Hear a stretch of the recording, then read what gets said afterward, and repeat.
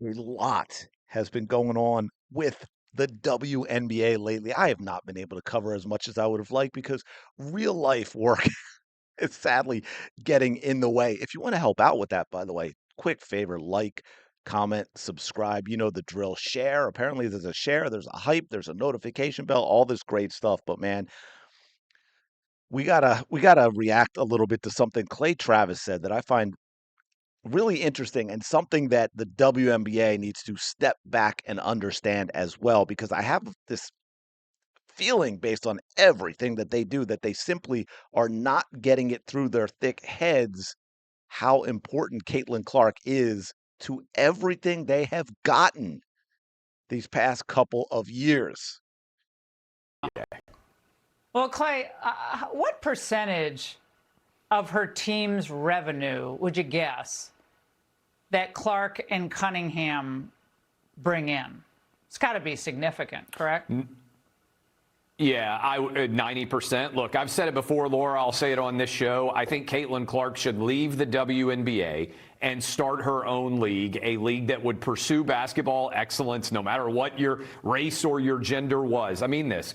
I think that Caitlin Clark is more valuable than the entirety of the WNBA right now. If she left and started a new league with about eight teams and took all players all over the country who just want to be excellent and don't want to have a political league, I think it would be more valuable than the WNBA overnight. Heck, Laura, I would invest. I bet Fox would. And I bet a lot of people out there watching right now would buy tickets.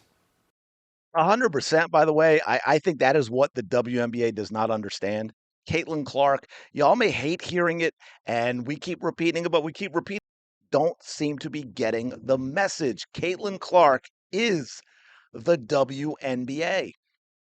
By the way, that 90% of the fever value is, yeah, it's 85, 86% Caitlin Clark, maybe 4% Sophie Cunningham, although I think she is second in the league right now in jerseys. So she's definitely ratcheted up and added some value to the fever. But, one thing that's interesting that he said too about 8 teams, I've been saying this repeatedly, while the WNBA keeps expanding, right? Caitlin Clark came into the league with 12 teams. There are 15 teams now.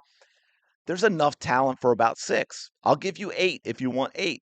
That right there would shoot up the quality of the product on the court. The quality of the games that we are seeing would shoot up dramatically if there were only 6 or 8 teams in the league. The league has made a mistake because they looked at the dollar signs. They're like, "Oh man, we got to hit it now. We got to hit it now because with after what the NWSL did, and now we've got Caitlin Clark in. We have got to get those expansion fees because those are big time numbers. When what it should have done was stuck with 6, 8 teams for much, much longer. Should dial it back to 6 or 8 teams right now. It would have a much, much better chance of being a higher quality product where Caitlin Clark fans spread to the rest of the league because they're enjoying the quality of the basketball. The other thing that he mentioned that was interesting as well that I agree with is, look, man, there are players in this league who just want a ball. There are players who, yeah, they may have political beliefs and they may have things they want to do, but they are basketball players first. They are professional athletes first, and they just want to play basketball. And the WNBA, unfortunately, is not that league. Their entire existence has been wrapped up in activism. Again, I've mentioned it before, but it's the biggest example for me, and that is, the Atlanta Dream owner wanting her players to focus on basketball instead of activism and getting forced out of the league, and that's why you see Renee Montgomery. I saw something the other day from the Sun game where someone pointed out, and I don't know who it was. They didn't in the post either. We couldn't tell from the image who it was, but there was one player for the Connecticut Sun who was out there for the national anthem, which is absolutely absurd. Oh, found it. I lost my mouse again. Sorry about that.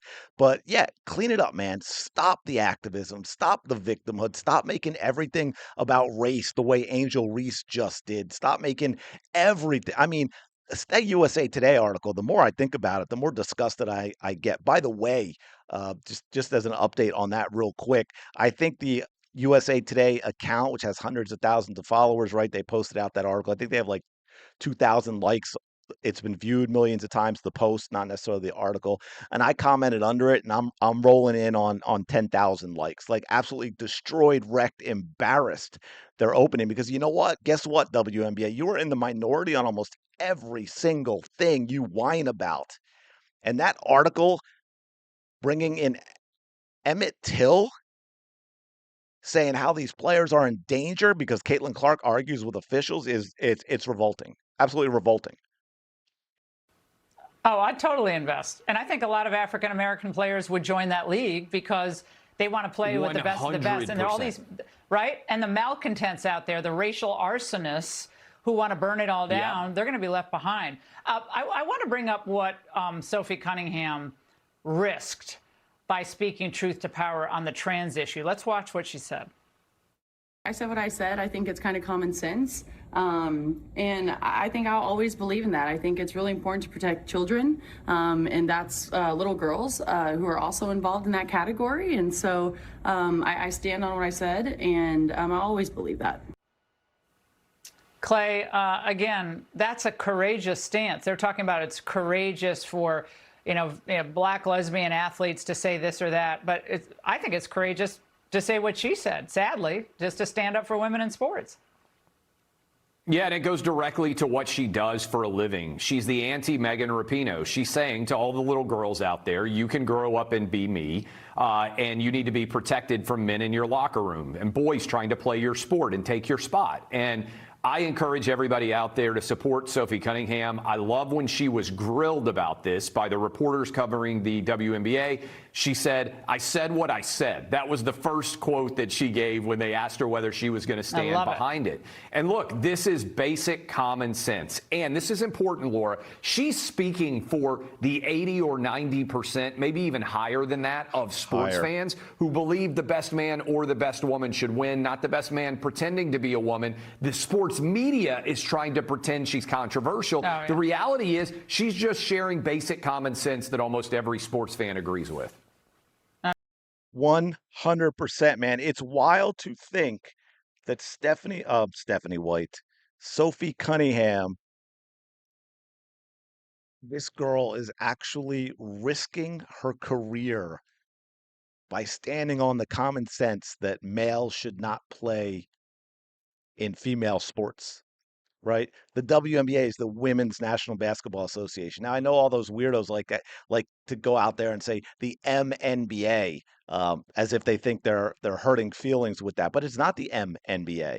It's just the NBA. Women can play in it if they want. It is not just men. But why don't they? Because they can't. Because we're different, and it's insane. It is insane that the WNBA that Sophie Cunningham seems to be risking her career to say the most basic thing. WNBA, again, you should be standing up for these women. And yet you're on the wrong side of something like Clay said, it is 90-10, maybe 95-10. Absolutely wild. Anyway, let me know your thoughts. Like, comment, subscribe. Y'all know the drill by now. I will talk to you later.